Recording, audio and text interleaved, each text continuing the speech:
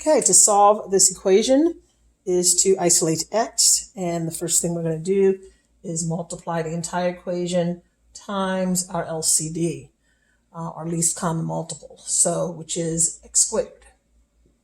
And so x squared times 7 over x squared leaves us with 7. X squared times 19 over x is going to leave us with a positive 19x. And of course, x squared times 6 is just 6x squared. Okay, we see that this is quadratic. And so if we set one side equal to the other, if we set one side equal to 0, then we can solve this quadratic equation by factoring or using the quadratic formula.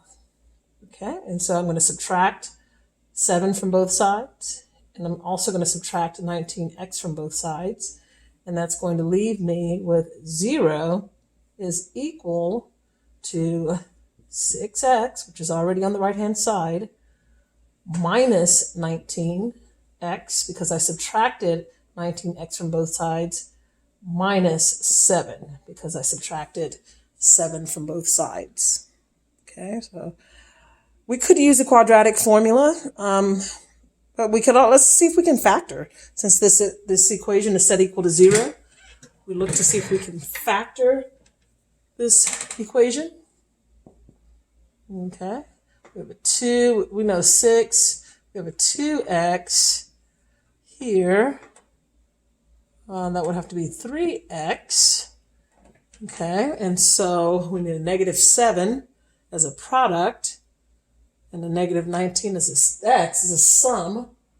And so I know that, let's see, negative 7, we're here, and a positive 1, we're here. We can quickly check the product of 2x times 3x is 6x squared. 2x times 1 is 2x. And negative 7 times 3x is negative 21. So negative 21x plus 2x is going to give us our negative 19x. So this is in fact correct. Okay. And now we can set each factor equal to 0. And so that's going to give us 2x minus 7 equals 0. And 3x plus 1 equals 0.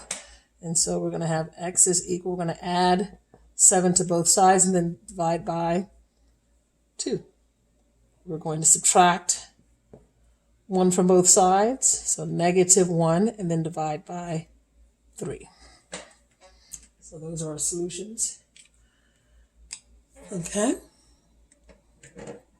and that is how we solve this equation, this quadratic equation.